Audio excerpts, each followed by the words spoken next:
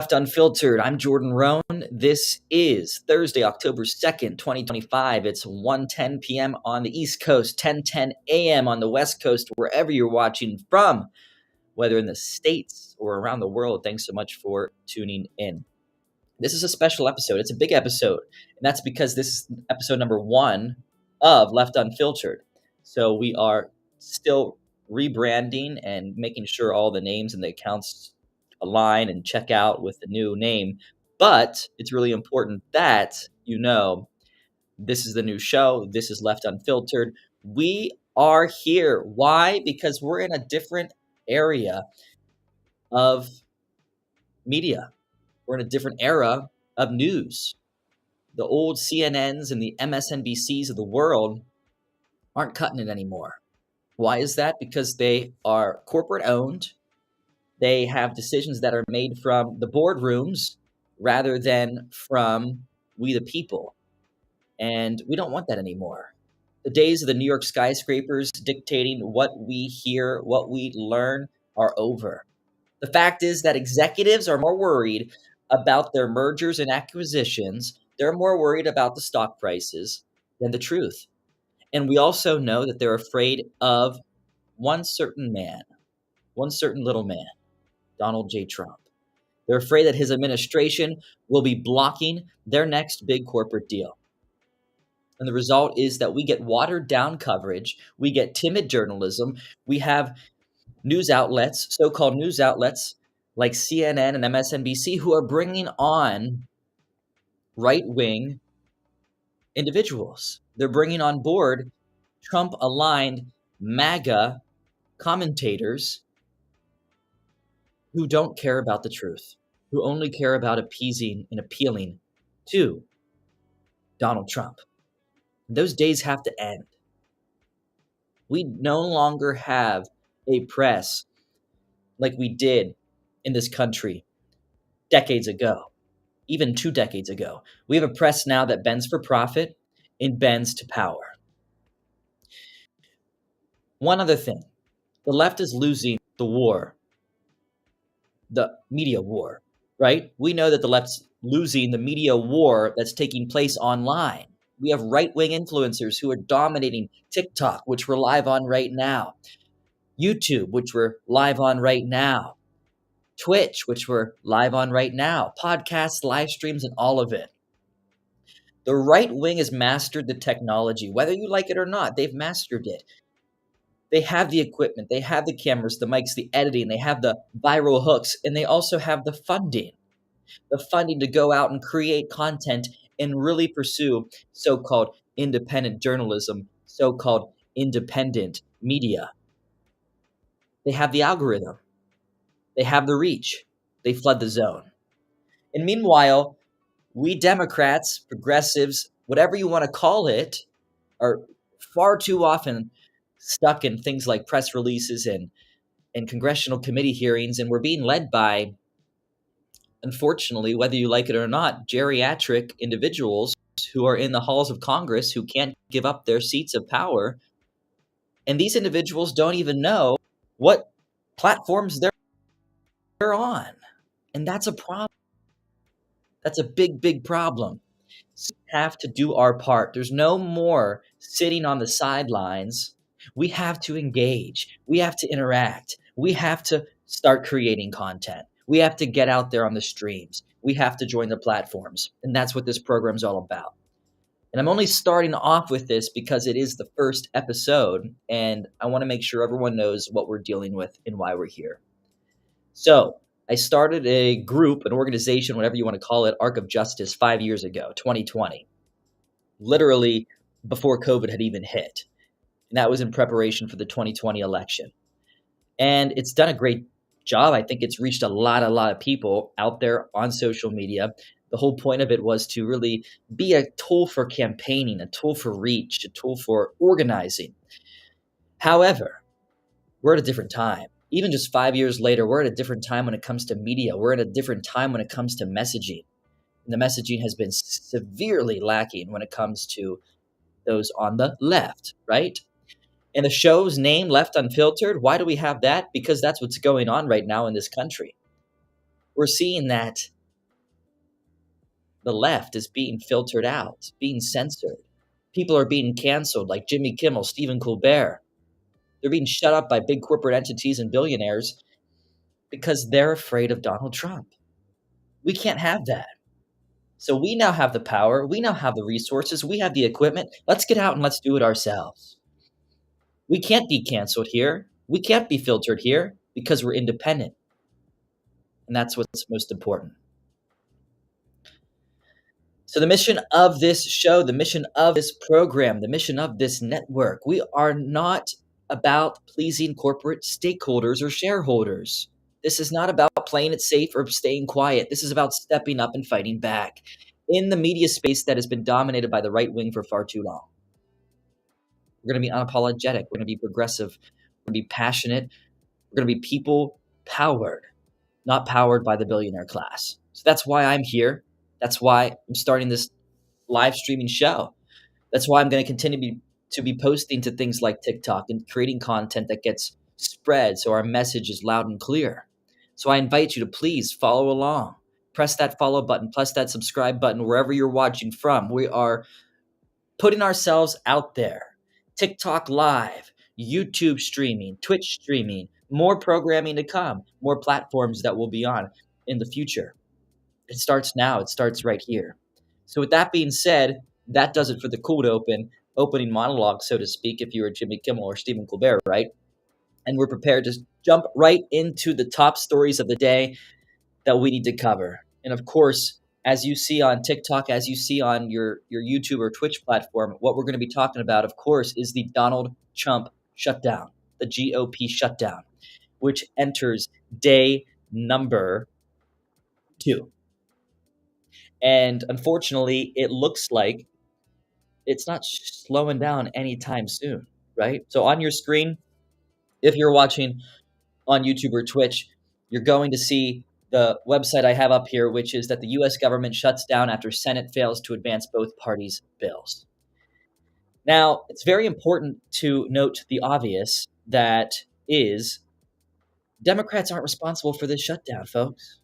This is a shutdown that's led by one Donald J. Trump and Mike Johnson and the GOP.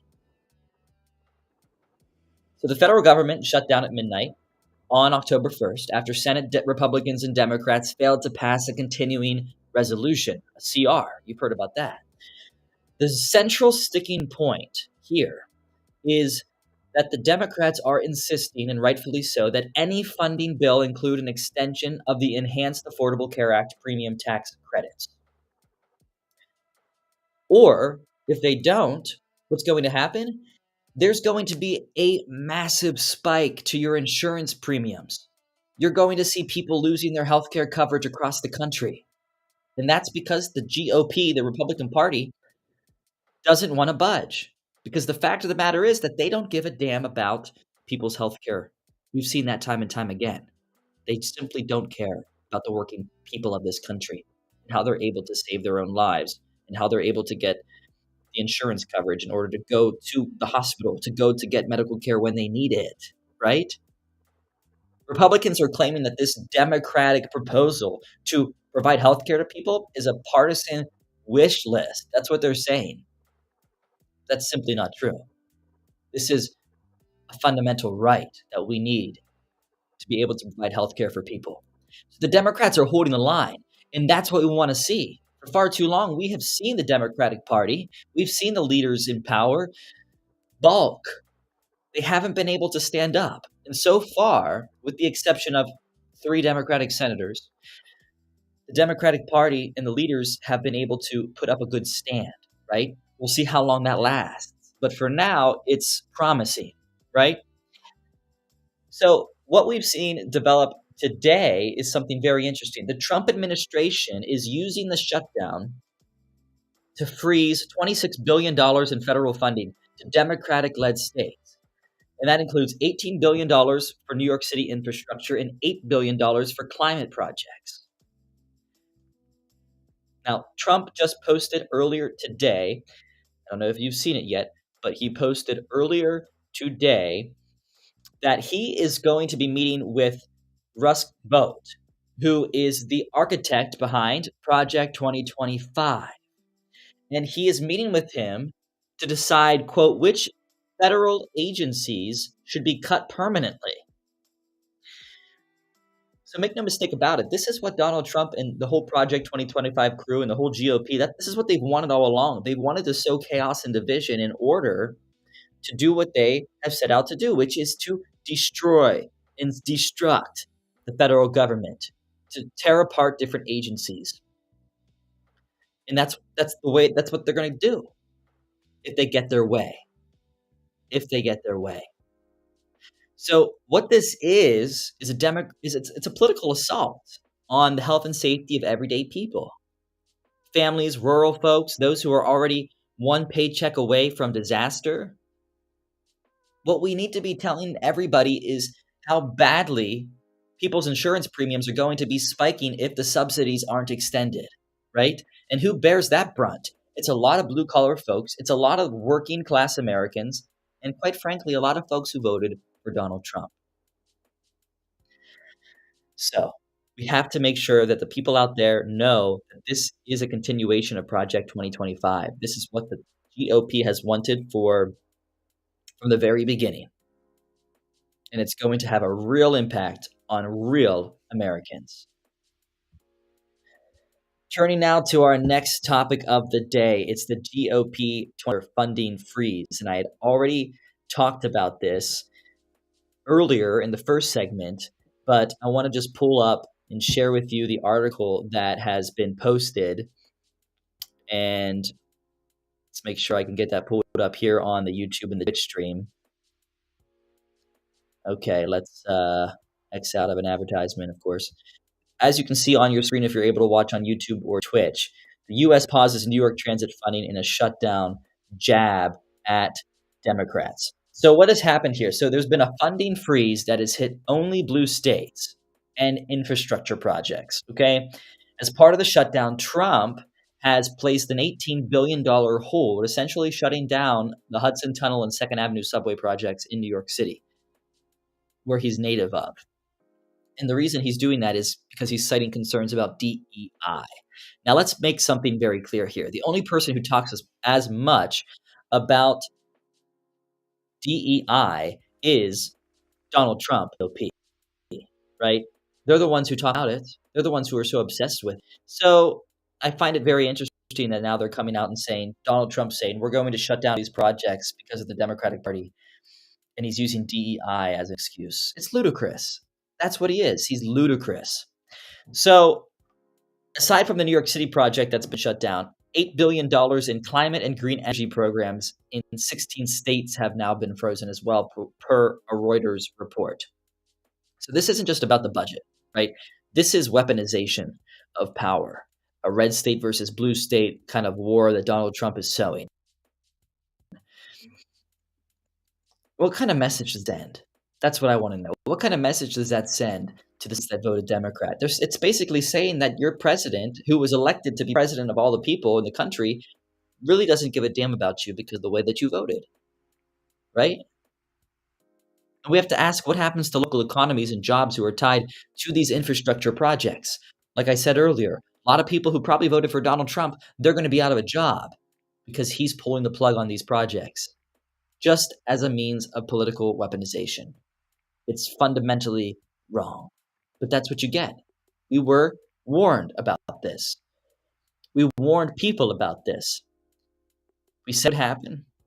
We said Project 2025 was real. It wasn't just a hoax. And here it is, coming to life in real time. Back to Donald Trump and Russ Vought, right? I want to talk about that story because that's been something that has only really come out today thanks to Donald Trump. Posting on Truth Social earlier today about how he wanted to meet with Russ Vought. So I'm going to pull that story up right now if you're watching on YouTube or Twitch. If you're behind the scenes on TikTok, thanks for tuning in over there. So I want to tell you that Donald Trump and Russ Vought are reportedly meeting today behind closed doors, and they're going to talk about agencies that they should dismantle. Okay. Like I said earlier, Russell Vought, he's the lead architect of Project 2025. This is a guy who has championed consolidating power in the executive branch and shrinking the administrative state, right? They want permanent cuts. They want to destroy and shut down all federal agencies that they feel like they don't need and want to have the states gain power over. Let's talk about that for just a second. Okay, so typically when the government is shut down in the past, there's been temporary furloughs. That's not firing people. That's not permanently laying them off. It's just something that buys the time until a budget can get passed. Okay. Donald Trump and Russell Vought, the Project 2025 founder, they want permanent cuts. They want to do mass firings, that would fundamentally reshape the federal government as we know it today. Now, who are the agencies that they would likely target? We have a good idea of who they would target because of things that have been said in the past. And if you've read Project 2025, then you know this as well. Environmental Protection Agency, because of course the Republican Party doesn't care about climate. Of course they don't care about protecting the future generations of this earth that we're inhabiting. Department of Education. We know they want to cut the Department of Education. Donald Trump even told his Secretary of Education, Linda McMahon, that I want you out of a job within the next year or two. He wants to completely abolish the Department of Education. And I can think of another one, Department of Labor. Have you ever heard Republicans wanting to align themselves with labor, the Department of Labor? I don't think so. Right? This is illegal stuff. You can't just do what Donald Trump and this Project 2025 architects want to do, dismantling agencies like this. How does this tie into the Republicans' longer-term vision for government, right? If they want to shut down all these agencies. And by the way, I mentioned the Department of Environmental. How fair is it that someone like Donald Trump, who's close to 80 years old, is able to cause so much destruction to the protection of our environment with, the things like destroying the Department of Environmental Protection? These are people who won't see the consequences of their actions, right? We have a lot of geriatrics who are in power. That includes the president. And respectfully, if you want to go and dismantle environmental protection or dismantle Department of Education, and you're not able to stick around to see the consequences of that 10, 20 years into the future, that's negligence. That's twisted. You have no place to be able to make those types of decisions at all. So if you have any thoughts on this, shoot a comment in, join the conversation. I'm going to move on now to something that is very interesting, which is the 2025 gubernatorial race in Virginia. Okay, it's Winsome Sears going up against, let me just fix this here, going up against Abigail Spanberger. Okay, so Abigail Spanberger, Democrat, is a former CIA officer. Okay, so highly regarded, highly experienced, going up against Winsome Sears, who's the current lieutenant governor of Virginia. And let's just say Winsome Sears very much reminds me of a Doug Mastriano, right? So I'm coming from Pennsylvania. A lot of people know Doug Mastriano from Pennsylvania and what he did in 2022, which was blow up the entire Republican ticket because he's a radical right-wing Republican, right? So this gubernatorial race is taking place November 4th, 2025. Now we know Virginia, it's historically, it's getting bluer, but it's been historically a purple state, a swing state, especially for some of these elections that have been basically the gubernatorial elections, the attorney general's race, right? That's been particularly back and forth. The people often vote against the party of the sitting president in those types of races, right? So in 2025, here we are now. This really will serve, I think, as a barometer for the national mood, this Virginia gubernatorial race. And I think it's going to give a big indication of where things are heading for the 2026 midterms. Now, we know in Virginia that many federal workers who have been laid off, right, they live in Northern Virginia.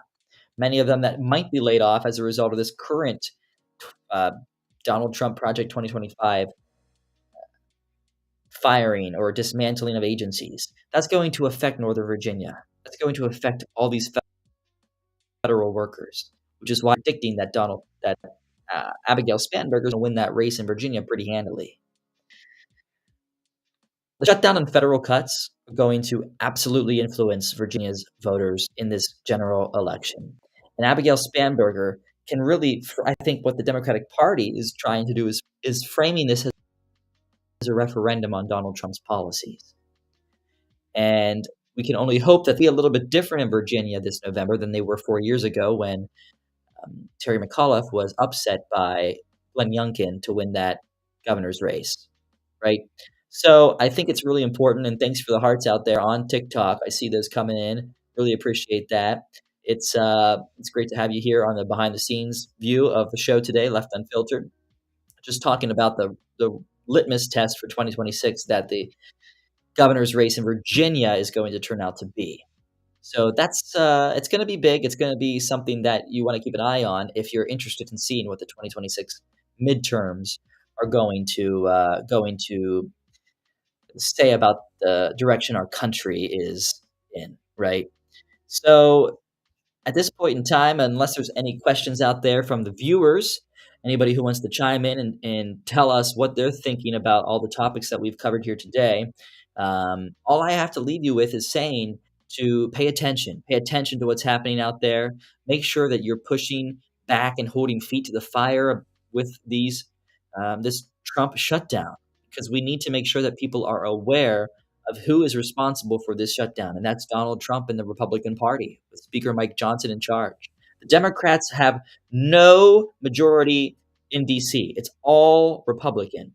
Those are the folks who are in charge. So why is it that they're now going out and they're going on to press conferences, and J.D. Vance is out speaking, and Fox News is talking all about how this is a Democratic shutdown? It's not. It can't be, because the people of this country, like it or not, of course I didn't like it, many folks watching didn't like it, we didn't win 2024's elections. We did not get the White House, we did not get the Senate, and we didn't get the House of Representatives. So you can't blame it on the Democratic Party, right? You have to blame it on the Republican Party when they are in power. And I put the TikTok out the other day talking about the fact that if you are a captain of a ship, right, you're in charge of that. You have a navigation system. You are behind the wheel. You're the person who has to go around the iceberg, figure out how to not crash that ship.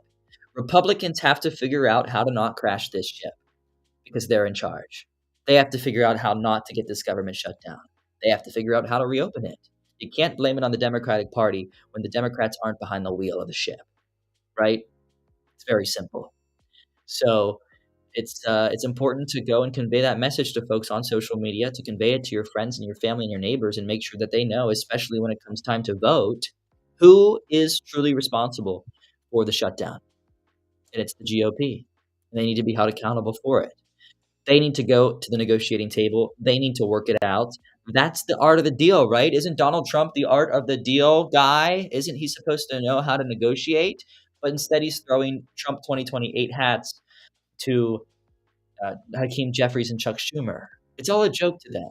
They don't really care. They're using this as a political weaponization and a tool for them to try and gain leverage in 2026 for the midterms. It's pretty twisted, especially when you consider how many real-life people and many real-life Americans are going to be fired. They're going to lose their job.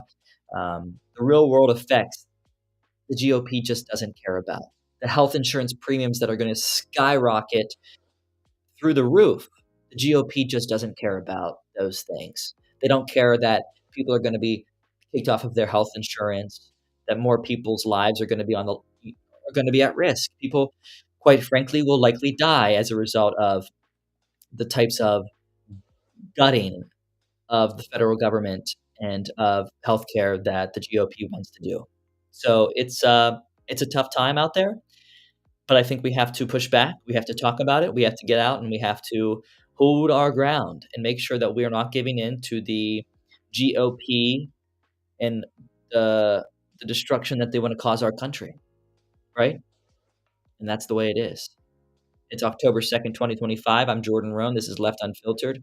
This is TikTok Live, YouTube Live, Twitch Live. Thanks everyone for tuning in throughout the show. Please give a follow so you can stay up to date and get notified about future live streams.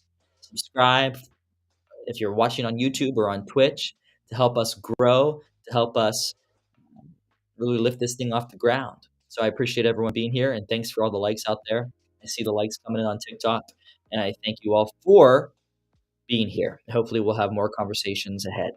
So stay safe and take care, everybody, and have a wonderful rest of your day. All right? Bye-bye. Thank you.